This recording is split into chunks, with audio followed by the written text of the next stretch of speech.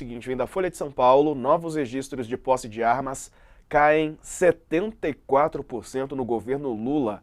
Total é o menor em 10 anos. Cerca de 360 mil armas de calibre mais potentes liberadas por Bolsonaro estão ativas nas mãos de civis.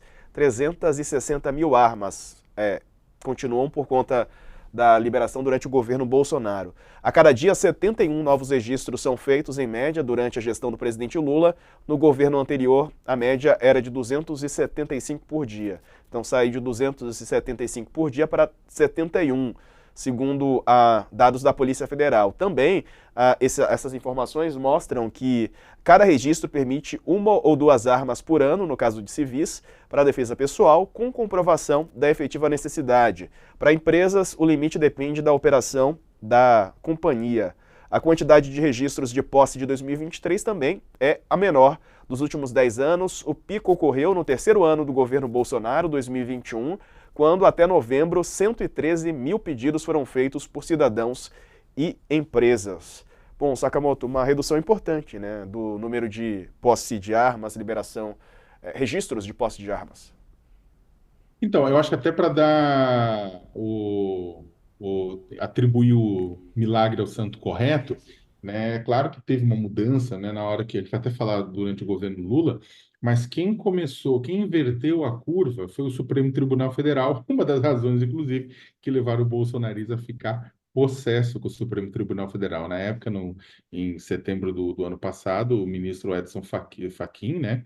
Ele, até um pouco antes, ele fez o quê? Ele suspendeu os decretos do Bolsonaro que flexibilizavam posse e porte de arma, além daquilo que permitiam a compra de arsenais, né, de armas e munições, né, que poderiam ser adquiridas. E aí o próprio Edson Fachin falou que havia um aumento de risco de violência política na campanha eleitoral. Né? Na época, a maioria absoluta dos membros da corte toparam e aceitaram isso, tirando dois ministros, Cássio Nunes Marques e André Mendonça, que foram indicados por Bolsonaro, que se negaram, né, e votaram pelo contrário, pelo direito de manter os decretos que entregavam, que facilitavam o acesso a armas de fogo.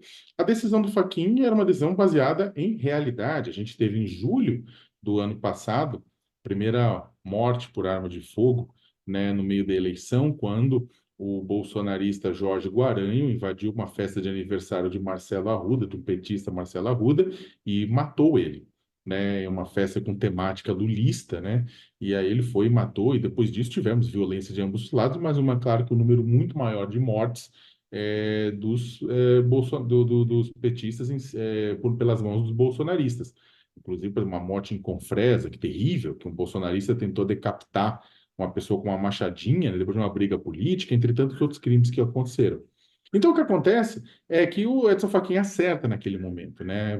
Era um momento sobre justificativa eleitoral, você reduz isso aí.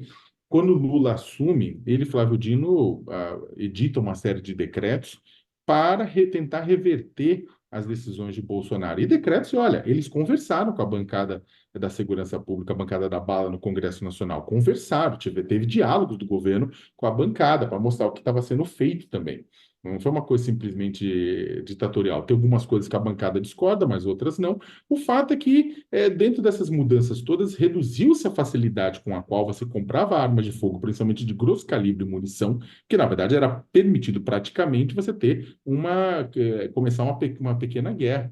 E ele começou a mudar o processo, tirando das mãos do Exército o registro das armas e mandando para a Polícia Federal, um processo que vai demorar um tempo ainda. Vamos lembrar que durante a vigência dos decretos do Bolsonaro, você teve membro do PCC, teve matérias, investigações mostrando isso, membros do PCC que tiraram a carteirinha de caçador, atirador, colecionador, os CACs, e adquiriram arma de fogo legalmente para entregar para o PCC. Olha que coisa. Né? A criminalidade fez bastante isso. Novos fora que muitas brigas que poderiam ser resolvidas ou na conversa, na gritaria, ou no máximo no sopapo, né? Não que eu concorde com isso, mas no sopapo, passou a ser resolvida na bala. E a gente teve uma série de casos de pessoas que morreram em conflitos, brigas de trânsito, questões de feminicídio, tudo isso, porque tinha uma arma à mão.